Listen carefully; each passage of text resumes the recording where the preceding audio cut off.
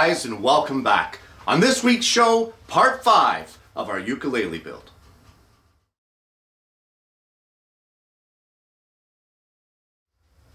Well, we've had a few struggles along the way with the problem of thicknessing, and then of course breaking a few of the side pieces as we were trying to mold it over the hot pipe.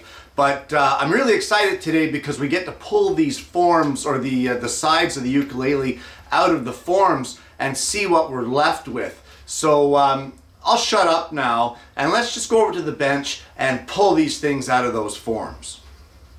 Well, these ukulele sides have been clamped in here for a week. It's not necessary for you to clamp yours for that long. It's just I haven't been in the shop. I really only come in here on the weekends. So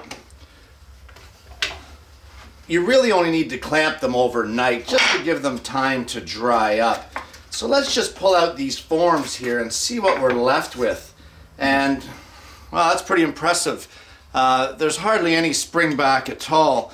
You can see there that it fits in the mold with next to no spring back. So we've actually done a great job of setting this up and getting this to be the shape that we want, which is our half ukulele.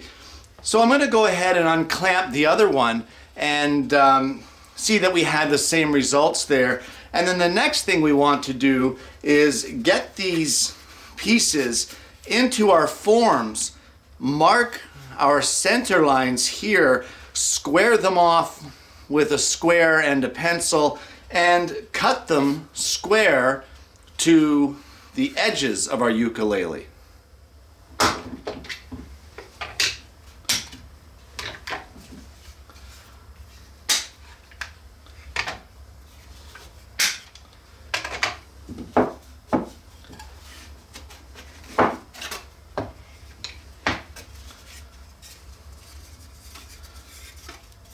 And once again, very little spring back. Very impressive. I'm a happy camper.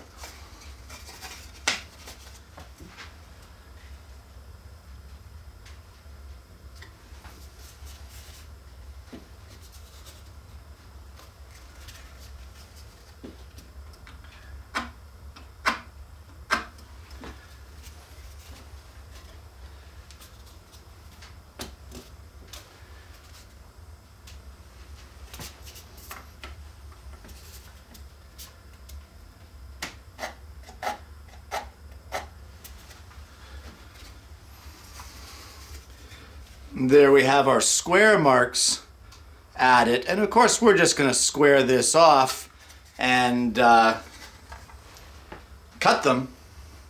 I'm not quite sure how yet. I'm thinking a handsaw would probably do a good job with that.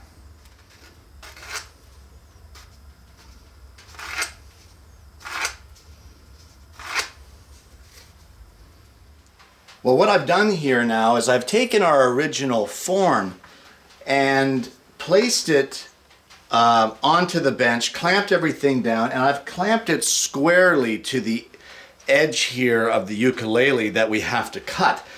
And using, this is actually a fret wire saw, but we're going to use this saw and we're going to cut here using our original form as a guide to cut squarely.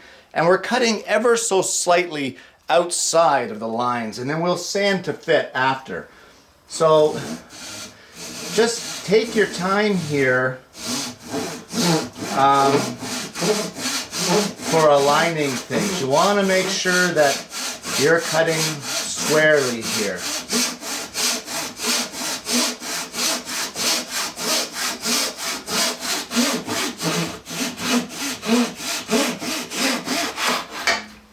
And there she goes, onto the floor, but that's okay.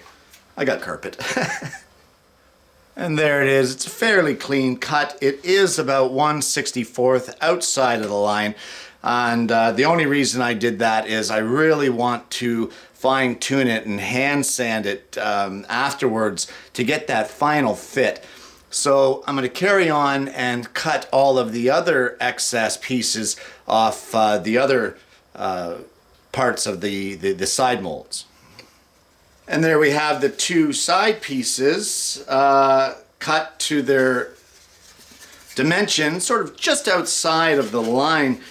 At this point in time now, because these pieces here will get joined together end to end like this, kind of a butt joint on the ukulele, what we want to do is put them together, and then using a light source from behind, make sure that we don't see any light coming through. We need these to be an absolute perfect joint.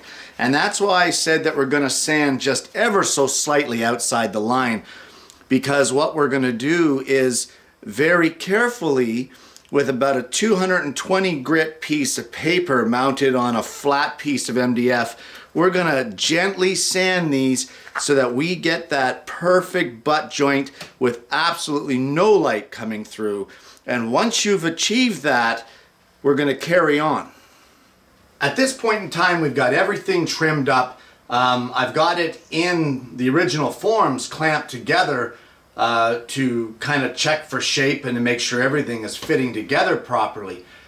We now need to make the neck and the heel blocks. And for that, I've got some 9/16 of an inch thick maple. You could use 1/2 inch, that's fine. I just had some 9/16 in the wood rack. And we're going to cut them at 2 inches by 2.5 inches. And the 2.5 inch will be on the long grain side, and the cross grain is going to be the 2 inches.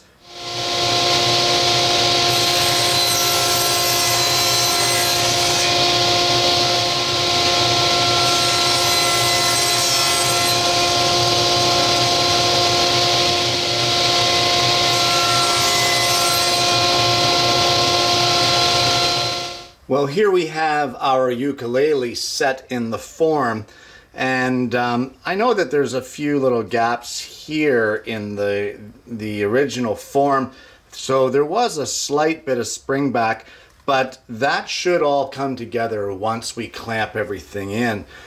But with these end blocks, you can hopefully see here where we're going to have a problem, and the problem is that the bottom form of the ukulele is, of course, rounded, and these head and tail blocks are not. So with the ukulele in the form, what we're going to have to do at this point is trace the profile of the interior of the mahogany onto this block. And we're going to take that over to the disc sander after we get it traced out and duplicate it by sanding it down to the line in order to get it to fit flush in here to give a good solid joint onto our ukulele sides. And there we have that profile marked. I don't know how well it shows up on camera, but it's just along this edge. So we're going to take that over to the disc sander and trim it up and then do a test fit down into the ukulele form. Well, I've got the tail blocks sanded up, and I should have really shown the sanding method, but what I did after making sure that the disc was square to the table is I held this 1/2 inch block up against a square, just held it tightly. That way I know I'm not accidentally veering off and sanding it off kilter into the disc. As long as the back of the block was tight against the square, I knew that I was sanding squarely. And we'll just show you here how this fits. You may also notice there that I've got a center line marked on this block here, just for alignment's sake. And that there is, that's a pretty good fit. And once that's all clamped together, I mean, that's going to be perfect for holding this in its shape. So with this now being the tail block, and I'll mark it as such so I don't get mixed up, I'm going to go ahead now and sand the one for the top of the ukulele. Alright, so what you want to be doing at this point in time is doing a test dry fit of this whole thing. making sure that your seams on either end butt up perfectly and that they match and mate perfectly. And you want to be sure that your shape looks right. What you want to do is glue the neck block and the heel block into place, making sure to get glue on your butt joints of your sides.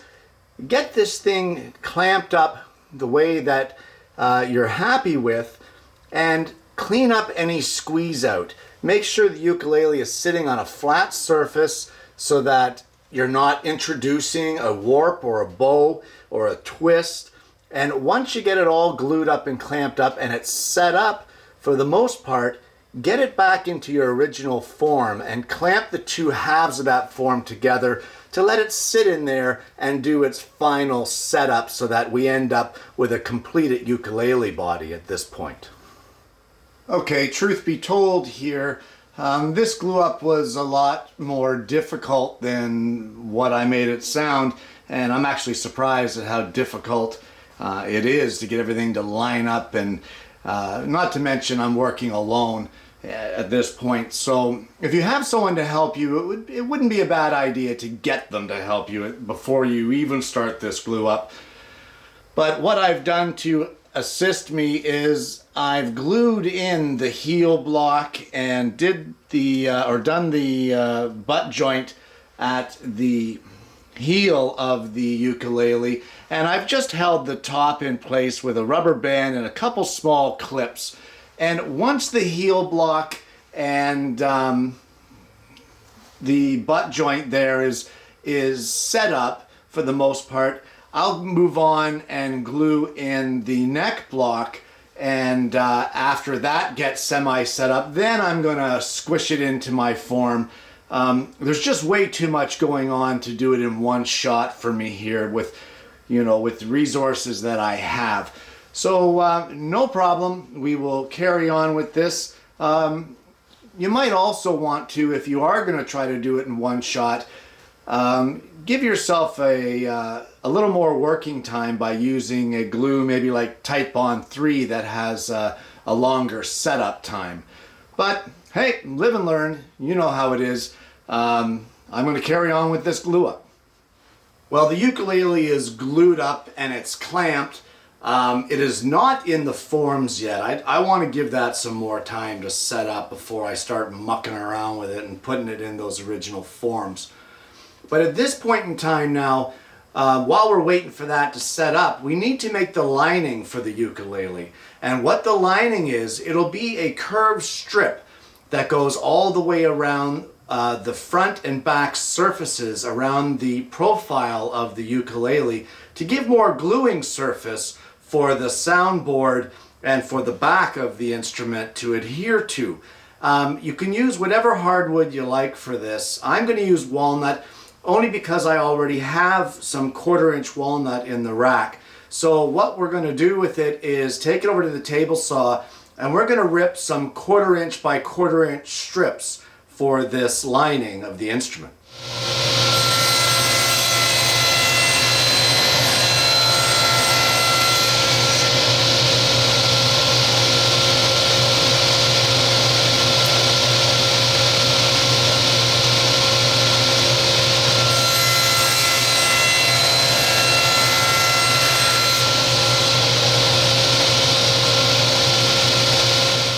Well, let me just see if I can explain what it is that we have going on here.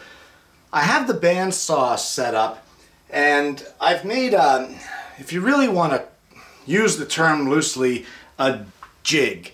And what the jig basically does is it limits the amount of travel of my stock into the blade. So what I've done in this case is I've made it so that the blade can only travel 3/16 of an inch into my 1/4-inch piece, leaving 1/16 of an inch on the outside edge. From the center of the blade, I've put a mark just to the left at 3/16 of an inch from the center of the blade outward. And what we're going to do is We're going to make one cut, double the thickness of the blade, or just a little thicker than the blade. You may have to do 2 passes for that.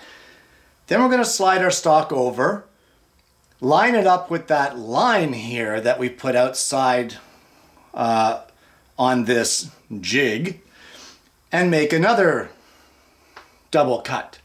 Then we're going to slide it over, line it up with the center of our previous cut kerf. With that line, make another one and go all the way along the piece of wood. So I'm going to demonstrate here how we're going to do that. And I mean, you guys can try it yourself, but I'll demonstrate 4 or 5 cuts here. I'll show you the result of what we're looking for, and then I'll go ahead and cut it all the way.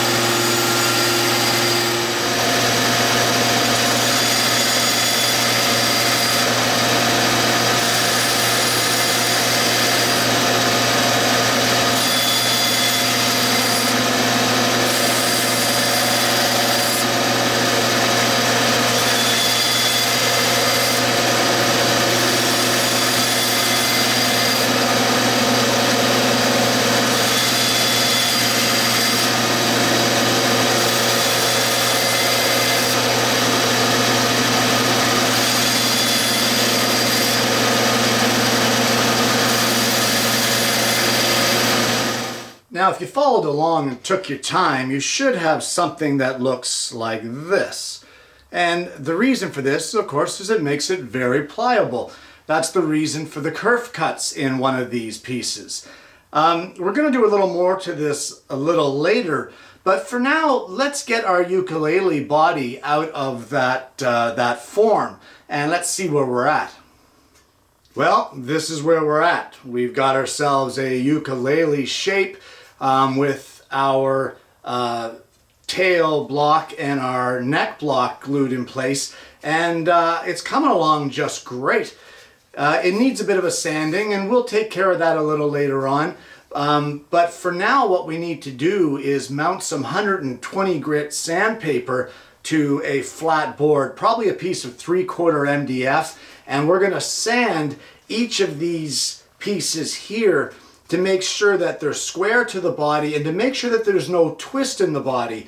For that, you can just line up a couple of straight edges, one on either side, and just get down at eye level and look and make sure that those straight edges are not off level from each other. If they're aligned perfectly straight, then you've got no twist. So I'm going to go ahead and mount that sandpaper onto the 3/4 MDF and give this a good surface sanding to bring the edges right down to our end blocks on our little ukulele project.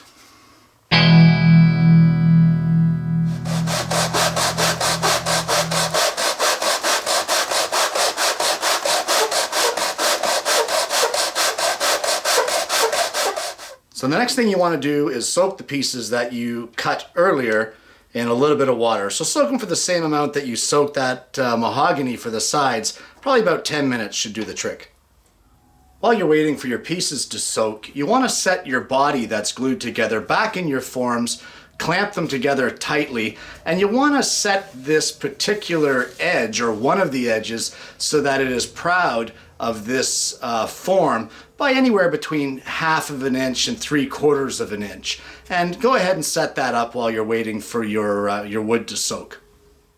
So your pieces are done soaking, and at this point in time you want to try to form them around the inside of your ukulele body. So we'll place the pieces of your trim inside the body, and you want to take clothespins and just start clipping it all the way along your body.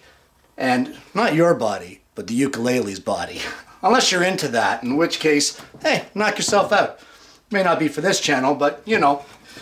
Either way, get some clothespins, start clipping them along to hold the shape. And once you get all of this all the way around your ukulele, trim it to size and let it dry. Once it's dried, then flip it over and repeat the process. You want enough of this to go all the way around your entire instrument.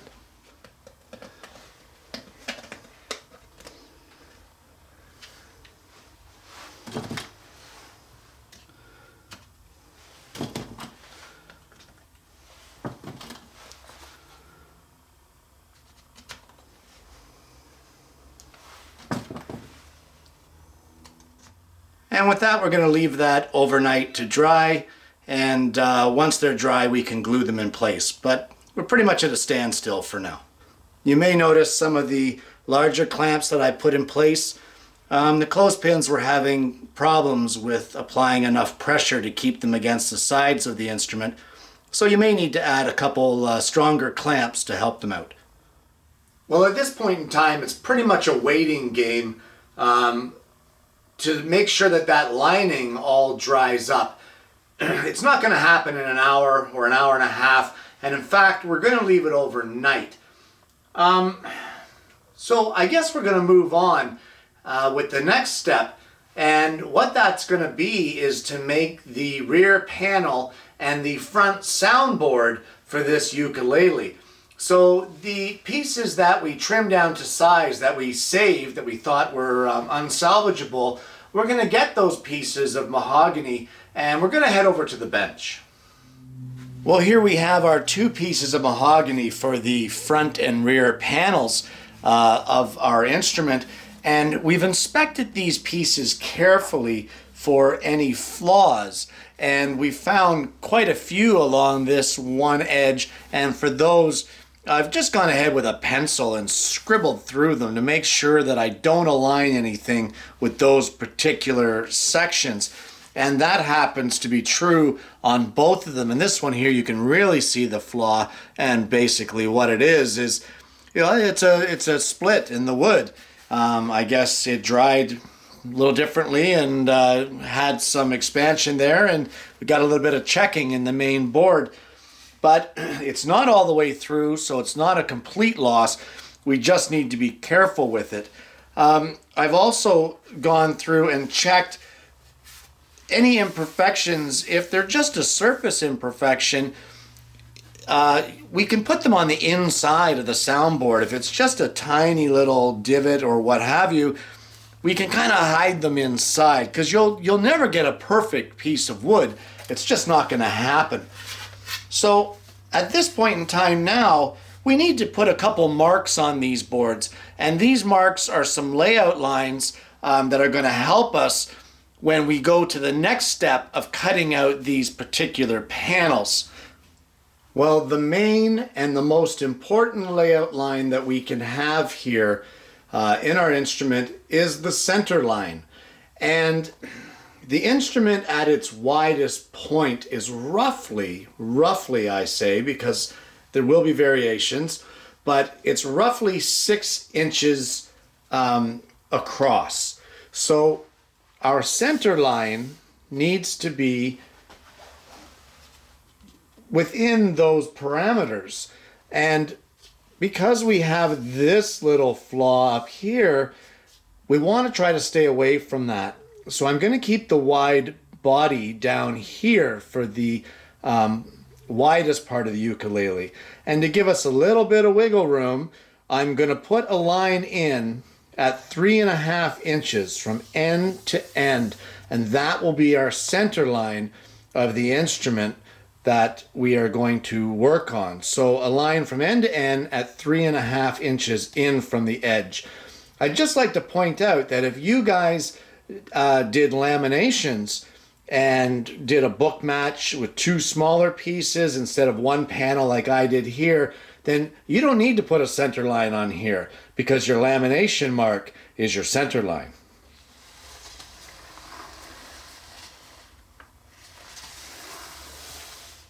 You guys remember this? This is our bending pattern, and this is the pattern that we use to mark the major curves and their starting and end points to mark our rope to get our stock laid out to bend our sides. Well, we're done with this pattern, so what we're going to do is take this over to the scroll saw, and it doesn't have to be perfect, but we just want to scroll along that line and cut this pattern out.